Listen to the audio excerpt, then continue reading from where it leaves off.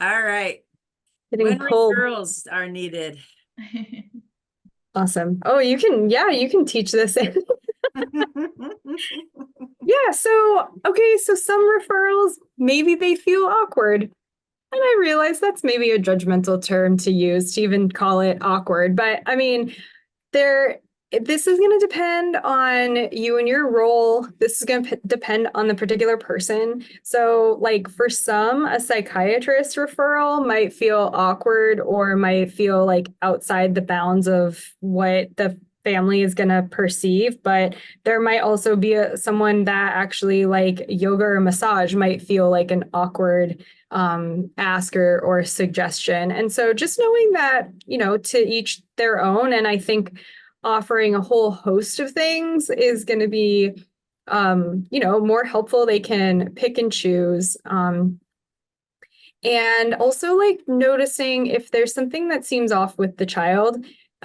You all probably see way more infants and toddlers and small kids more often than any one of the family members, unless I suppose if they're like a pediatrician themselves or like a teacher or something that like interacts with a lot of kids. But you all might be actually like in a really good position to pick out like, hey, I think, maybe there is something going on. Just have someone else check it out in whatever other specialty. And I like to take the approach of like, maybe it's nothing, they will know, that particular provider is going to be able to know if it is a cause for concern or maybe it's nothing. And so it's sort of like, well, let's just like rule that out. It might be nothing at all. Just check it just in case kind of a thing. I think that also decreases amount of like shame or sense of guilt that could be elicited by suggesting that they might need more support or support in a different way. Um, I think also like really again thinking about like the gown comment of in the vignette of like this is this person's body and life and family and her values, and so really being mindful of at the end of the day, it is their choice. And that you can continue to do your work and have that professional relationship no matter what. So you can continue to show up and do that, and you can continue to offer and suggest things. And then she's or they're, available to say no, and that's fine. And lastly, teamwork. Remembering that you are not working in isolation. I think everyone is on a team, working in some capacity. Maybe you're out on visits solo, but hopefully you do have some of that support within your various company. I mean, here being part of this network is really amazing. And so seeking out some support from a supervisor or consultation from another peer, a trusted friend, colleague. I've got a bunch of those in my life. So not trying to kind of tough it out and just suffer through it or have frustration all on your own. It's you show up and you're there and you're present non-judgmentally with the client, and then like to be real, there may be a lot of frustrations and judgments that are going on behind the scenes, and so don't feel like you can never express that. It's just consider the forum and what is going to be the best for that particular person and also for your own self-respect too. So being able to, yeah, not go it alone. Next slide. So in here, shifting to vicarious trauma, this is also, I think I have a few definitions. Secondary trauma, where when we're in a helping field and our hearts are in it and we're doing the work, it is no easy, simple task, even when it is something that you might be incredibly passionate about, like I am. We are seeing all of the things going on for better and for worse. And so I really like this sort of like quote within a quote of being torn by two powerful and opposing drives to desire the desire to enjoy the world and the urge to set the world straight. And I very much feel that when I think about racial justice, social justice, gender-based violence, and having equality and doing away with oppression in the whole world. And it can feel like such a tall order that, like, why even bother? And at the same time, I just think about, like, but look at all the people doing great things. And I know that there's a way, and I know that science supports this, and I know that we're all capable and have this capacity as humans. So there's your ultimate dialectic for the day. Like, how and to continue to embrace each of these things, because you need that fire, I think, in order to continue trudging on and doing the works and taking action. And if it's too overwhelming, there's too many news articles and updates coming in. If the work is so heavy that it's just paralyzing, then that isn't going to be helpful for anyone either. Next slide. So this is a book by Laura Vandernoot-Lipsky. I hope names that I recommend. I ask that all my interns, my not yet psychologists in training are all reading and starting out from the beginning of their start to work or their re-entry into this new line, to be more aware and taking good quality care of themselves along the way.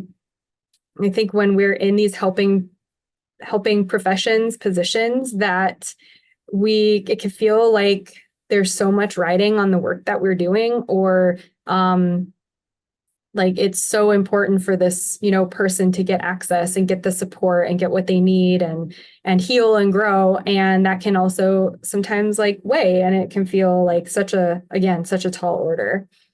And to be able to do that day after day and to keep showing up, we do need to find a way to do that so it is sustainable. So that way, I'm not just burnt out after 3 years, but I can stay in the field for 20, 30, 40 plus years, which maybe in this job market won't quite look like that. Like, maybe you won't be at the same company, but maybe still doing the same work.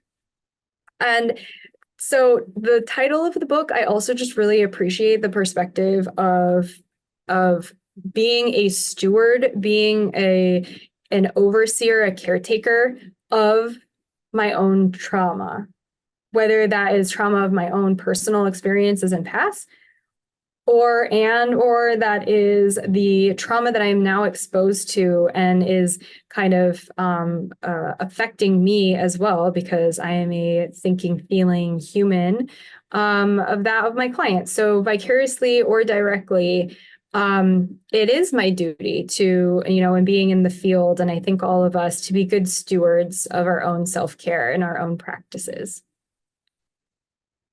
Next slide. So here's a few different definitions of vicarious trauma or secondary trauma. That these are tendencies that come out of your own dynamics, that of an organization you work at, or society and different communities that you're a part in.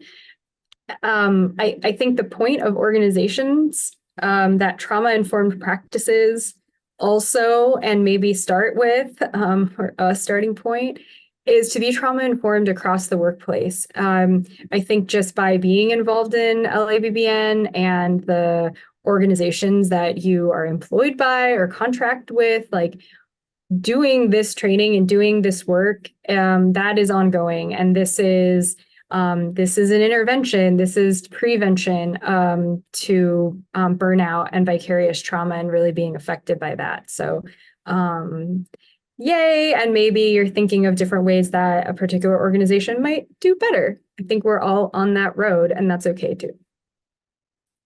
The middle one, I like this concept of emotional residue from the experiences and the stories through doing our work.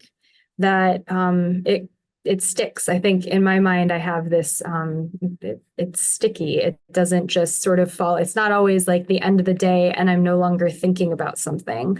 So that's the reality. Like that sometimes comes up, at least for me. And then change resulting from empathic engagement with trauma survivors. So using my own energy and focus and presence to continue to show up again and again with people who have had trauma histories. And maybe Next just, slide. I'll just add here that often compassion fatigue and burnout and secondary traumatic stress and vicarious trauma are all used as the same thing, but there's gradients of this. Compassion fatigue and burnout is more from feeling the work, right? From day in and day out, like Jessica was saying, maybe you're working more hours than you should, or you're having more trouble really being present. Vicarious trauma is when that is built up so much, your worldview has actually changed. The way that you imagine how people are in the world, the way that you feel you move through the world has changed. So it's significant and a higher degree of toxicity than the levels when we talk about compassion fatigue. Yep, absolutely. Next slide. So it is more than just self-care. I think that both in mindfulness, like really being present on purpose and showing up and engaging in self-care. And it's also like doing that in like over time. So these practices are not once and it's like, oh, well, I did that exercise one time, I'm good to go. But it's coming back to it. So there can be different strategies for how can I reduce that, like reducing the vulnerability. I think a lot of the practices that we did talk about are going to be helpful in minimizing those effects of feeling it. And then being able to catch red flags. What are some of the things that might be happening that shift from, okay, this is me being like overtired into the realm of actually maybe I'm totally burnt out. Next slide.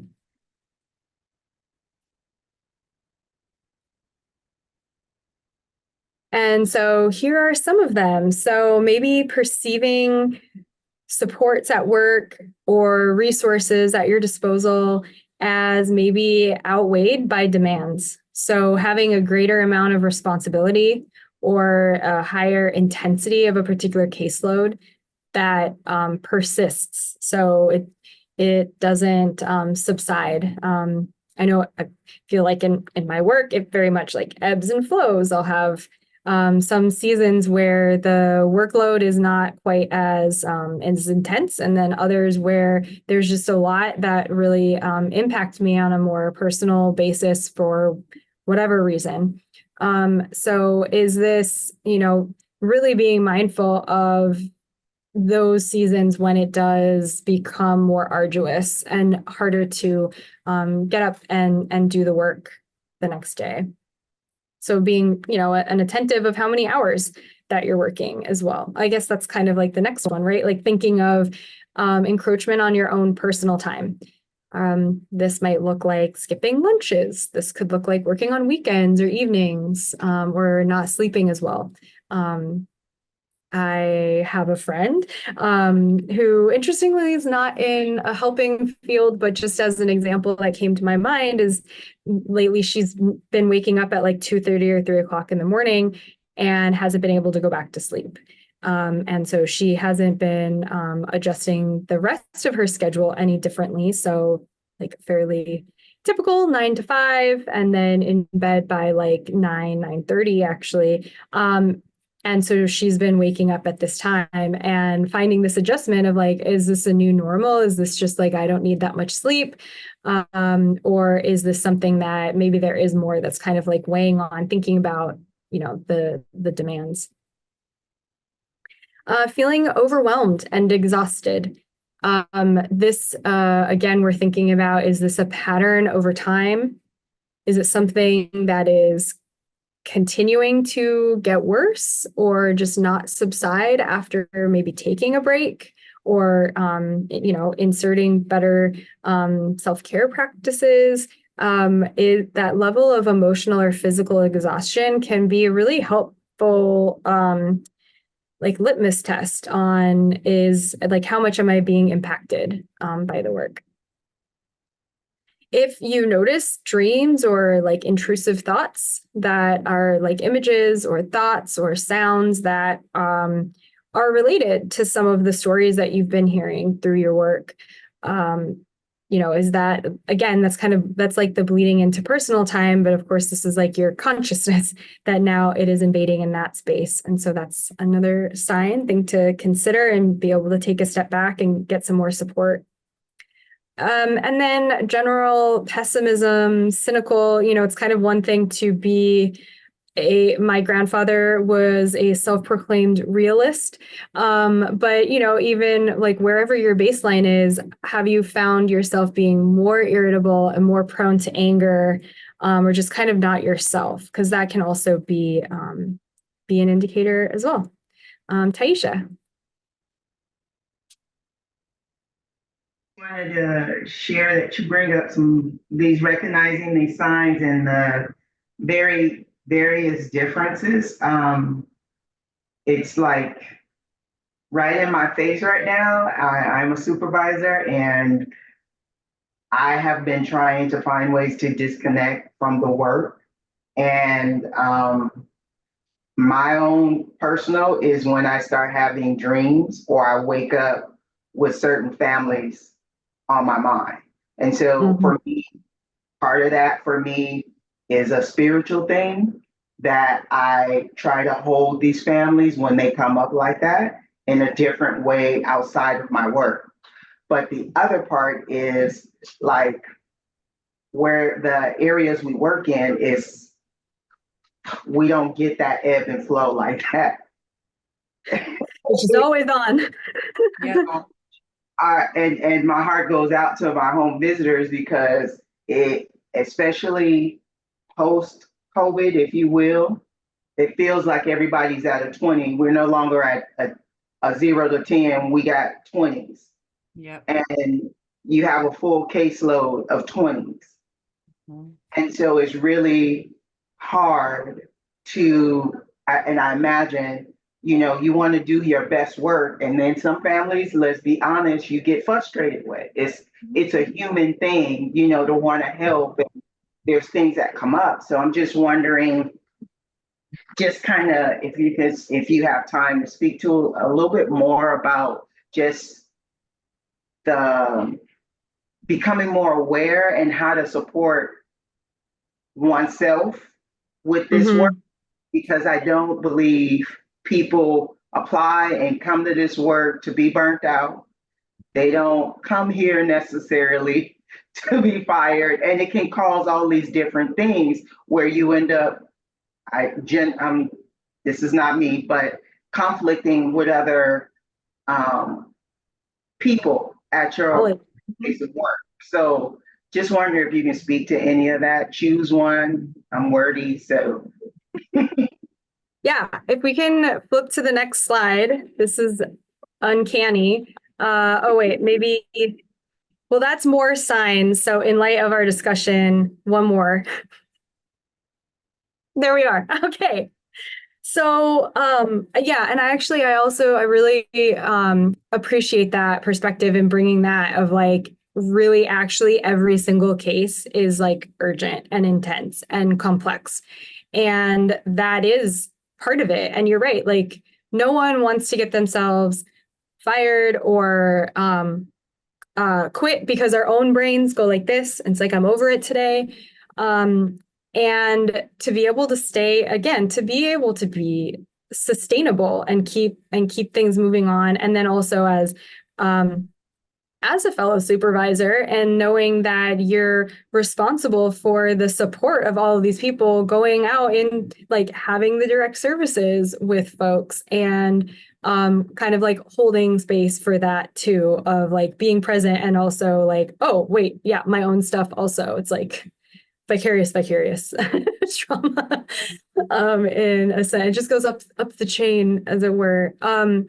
So I think, yeah, here's a series of things, and some of them might sound, I mean, kind of like the self-care being like taking care of your body so your body can work better to care for you, sounds kind of like minimal, and at the same time it really is like really important places to start. First is just recognizing, so like having a training that does include, hey, this is what burnout is, and this is what compassion fatigue is. This is what vicarious trauma can be. Let's keep this in check and catch it earlier, rather than, I know people have been doing this work for a long time, and kind of on the other side of things, it's not a prevention thing for them. It's like a maintenance. And actually the trauma stewardship book, the social worker writing it, Laura, talks about, she got to a point when she was on vacation and her family was talking about the beautiful view, and all that came to her mind was some of the traumatic experiences that happened in that particular location. And she was like, oh my gosh, this isn't normal. Like, to have this thought is not what most people think about. How long has this been going on? Like, I thought I wasn't that person that was going to be affected by this. This wasn't going to be my problem. And we all have myths about emotions and things. So I think really recognizing early, often intervention, making a self-care part of the routine, fitting in time. I think Sandy pointed that out, of really carving out the time in your life, in your schedule, to do the things that are fulfilling to you, that really re-energize, re-energize or take a load off. Like all of these kind of have places. Think about our own beliefs about self-care, right? Like, I mean, I guess that kind of, oh, I'm not that kind of a person, or, oh, well, I'm a very optimistic person, so I'll just keep seeing the positive in things, or I'll just be optimistic because that's just kind of who I am.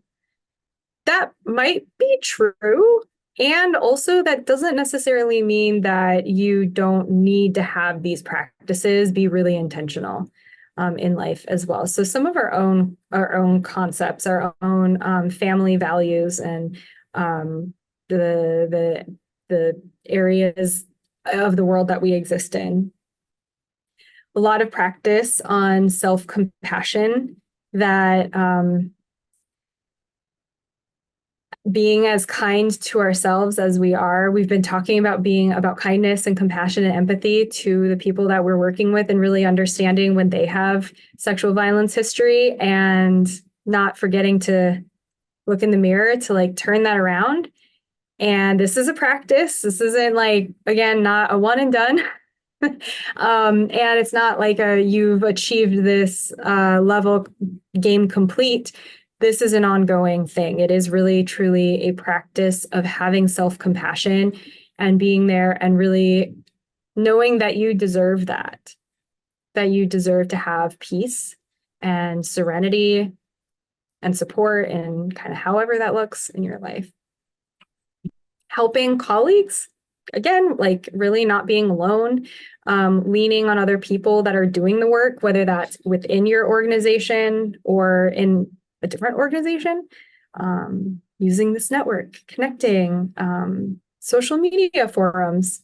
Kind of been bagging on social media a little bit today, fair enough. But there's some good stuff out there too. There's a lot of ways to connect, and a lot of support groups that are out there for like-minded people. I mean, I think some of the all the strain on the healthcare industry through COVID, and being on the other side of it, I don't know, post-COVID, right?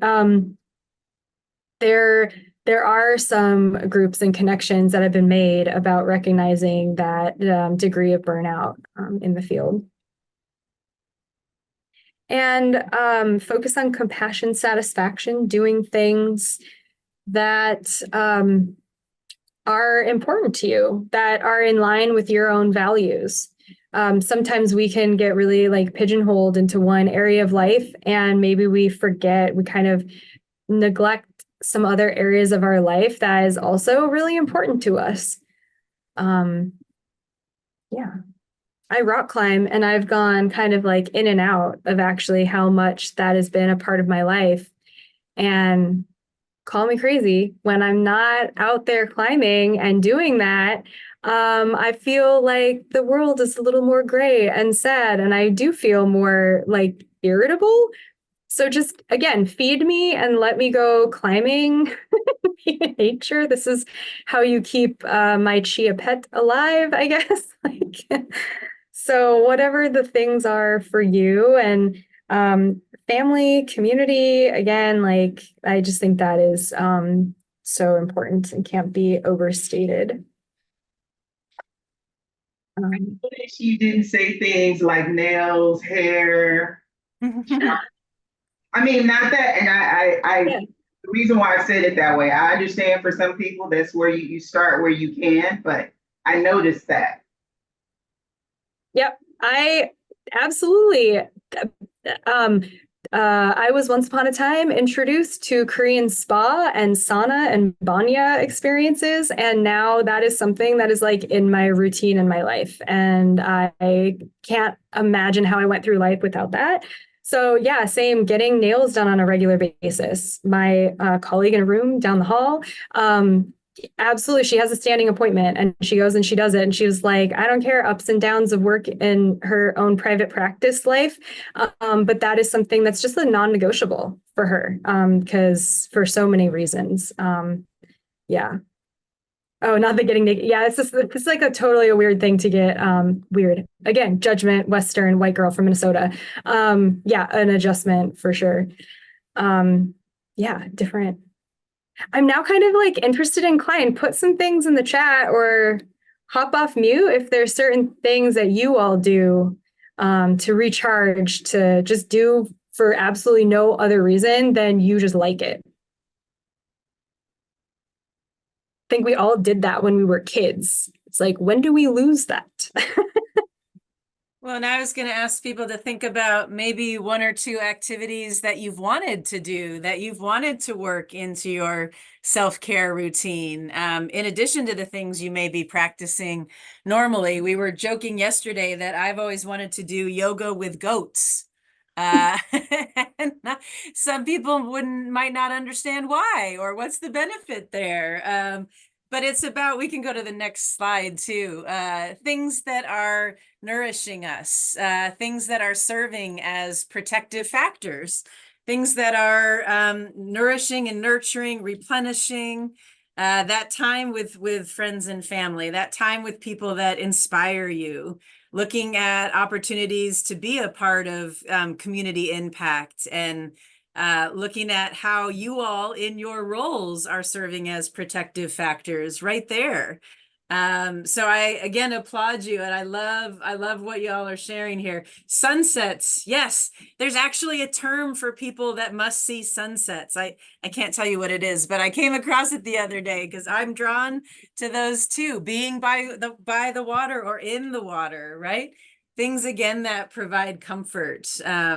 And Movies, playing at Dave and Buster's, weightlifting, camping, mountains, woods, coloring, Disneyland, hiking, kayaking, walking, learning how to roller skate, thinking about learning how to roller skate, rage rooms, learning to play drums, more Disneyland, running, baking. Oh my God, I'll come to that house, baking, gardening, documentaries, drawing, hugs, consensual, loving hugs, roller coasters. Yes, someone laughed at that. That's amazing. Sees candy and smoothies, board games, video games, looking at the calendar at the beginning of the week. Oh, I like that. Fresh.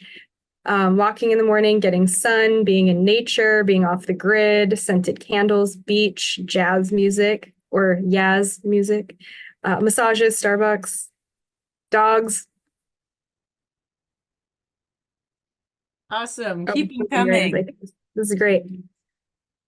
Let's go to the next slide, please.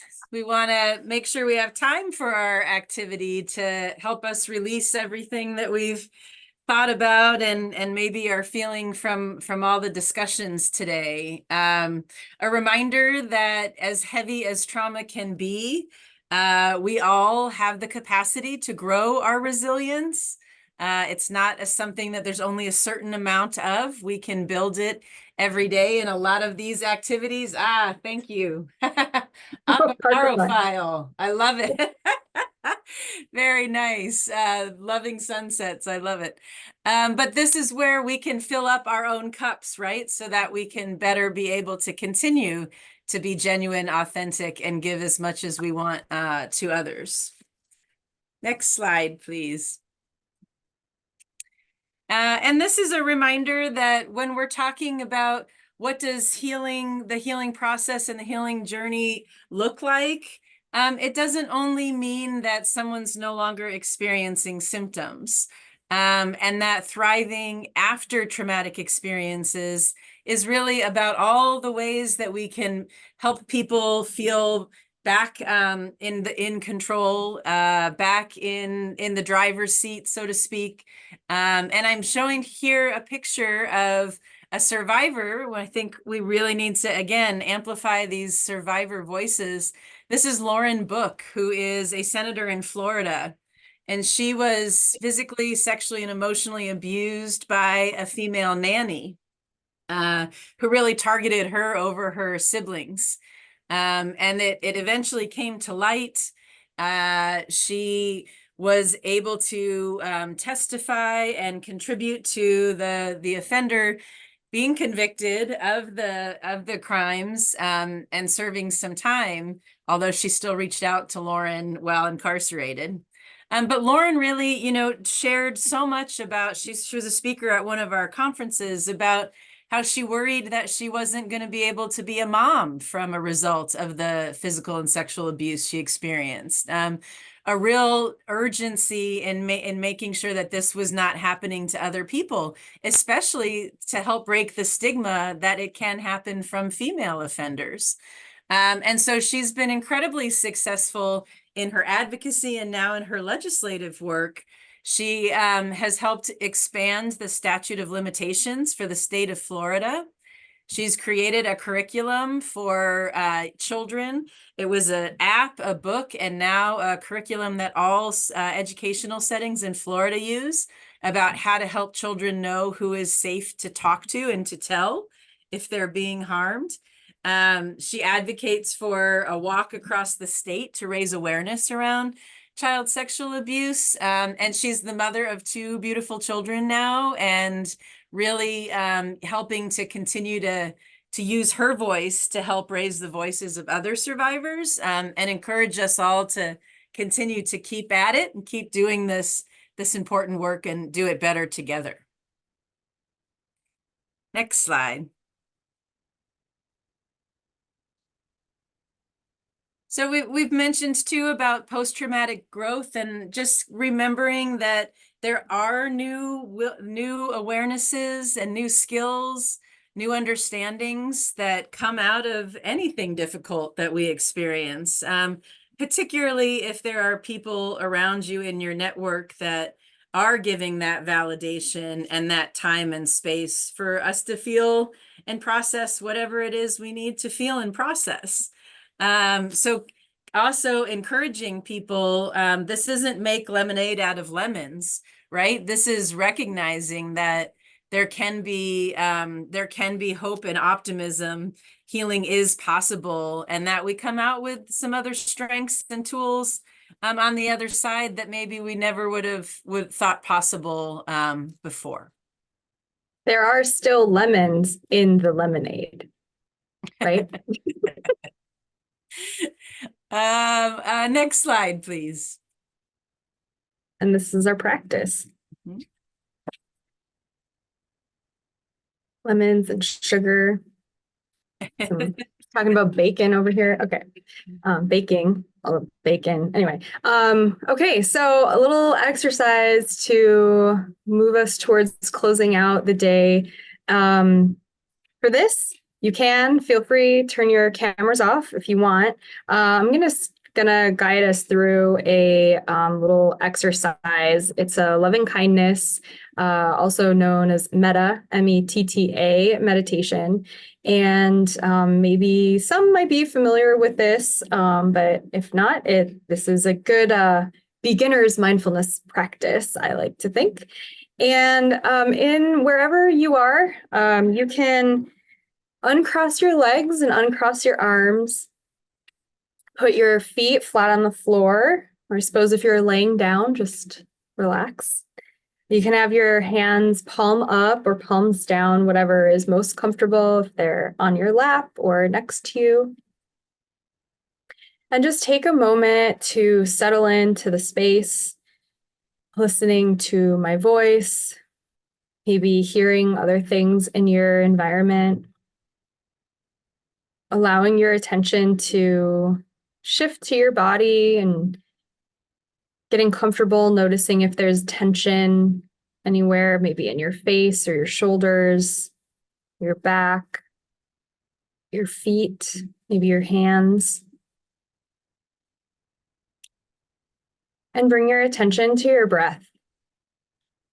And just notice where you're feeling it.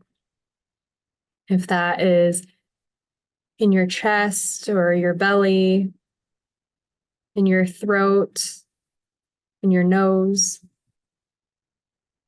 And no need to change that at all. Just however it is perfect.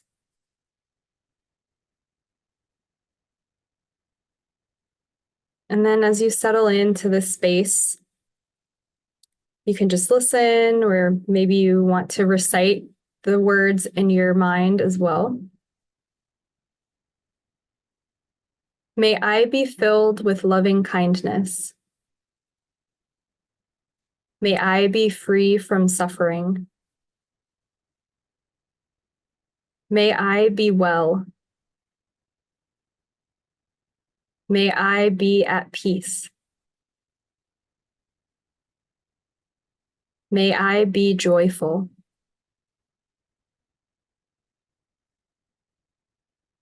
May you be filled with loving kindness.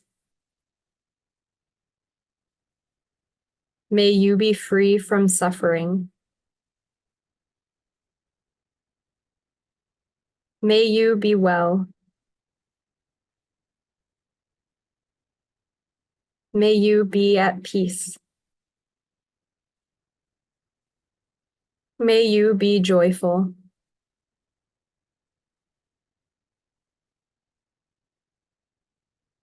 May all beings be filled with loving kindness. May all beings be free from suffering.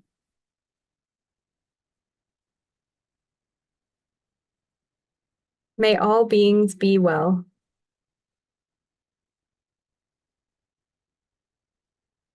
May all beings be at peace.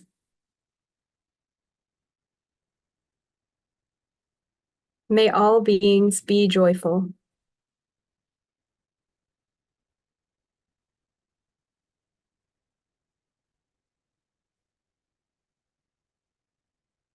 And just resting in that space,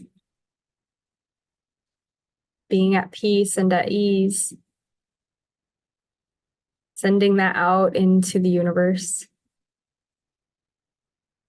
and having some for yourself.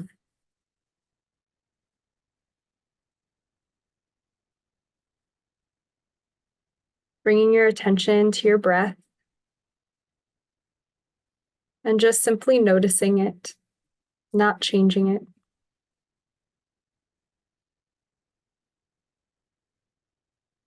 And then slowly bringing some movement back into your body. You can wiggle your hands and your toes, your shoulders. If you've closed your eyes, you can open them again. And you can also turn your cameras back on. And we can come back into our training, be alert again. How did that feel for everybody?